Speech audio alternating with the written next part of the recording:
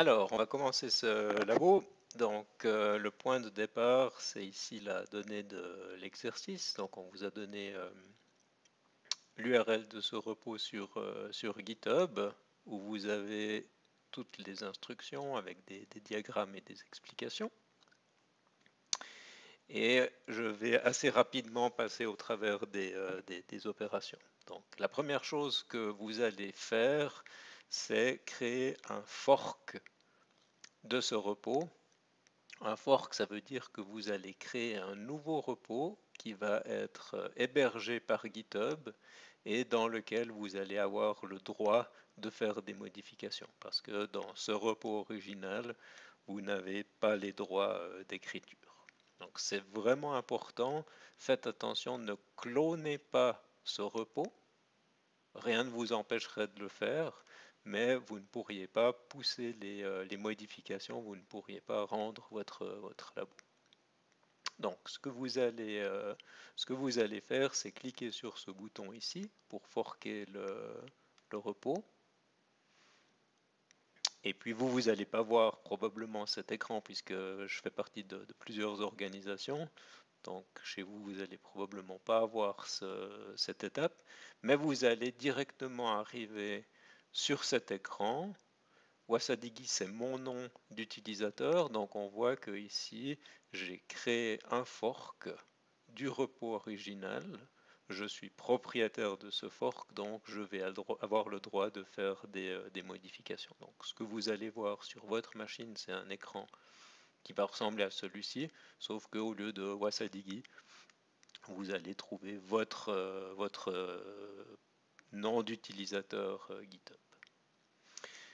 La prochaine étape que nous allons faire, puisque j'ai envie de faire des modifications de code, c'est cloner ce fork. Donc cloner, ça veut dire que je vais faire une copie locale sur ma machine de ce repos pour pouvoir travailler. Donc il y a une façon très rapide de faire ici, c'est de copier-coller cette URL.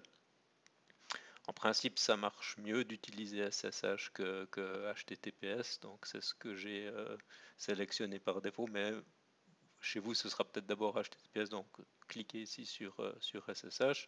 Ensuite, vous pouvez copier l'URL et puis vous allez ensuite passer en ligne de commande. On pourrait cliquer sur ce bouton, cloner sur le desktop et utiliser le client graphique de GitHub, mais au départ, je vous recommande vivement d'utiliser la ligne de commande pour pouvoir vous familiariser avec les outils. C'est plus facile finalement de comprendre ce qui se passe quand on travaille en ligne de commande que quand on travaille avec le GUI.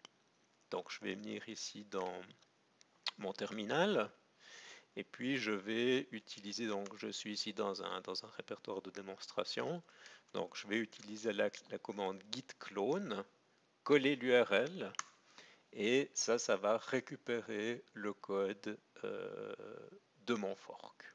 Donc ça va prendre un certain temps, il n'y a pas énormément de code, donc ça devrait aller assez vite. Si je regarde ce que j'ai dans mon répertoire, je vois que j'ai maintenant un dossier Teaching HEIGVD RES 2015 Labo 1. Si je descends dans ce labo, je vois que j'ai la liste des fichiers, donc c'est le projet Java que nous allons utiliser pour faire les manipulations. Donc ça c'est la première étape. Première étape, je fais un fork, donc c'est une copie du repos qui est hébergé chez GitHub, et ensuite je fais un clone, donc c'est une copie locale. Vous avez des explications sur ce processus dans ce diagramme ici. Le repos original qu'on vous met à disposition. Vous faites le fork en utilisant l'interface utilisateur de GitHub. Vous faites le clone en utilisant la ligne de commande. Ensuite, vous allez travailler un moment sur votre machine. Et puis, à un moment donné, c'est clair que vous allez pousser vos modifications vers votre fork. Ça, vous avez le droit de le faire. Vous n'auriez pas le droit de pousser des modifications vers notre repo puisque vous n'avez pas les droits d'écriture. Donc faites bien attention, ne clonez pas ce repos ici parce que sinon vous allez arriver dans une impasse.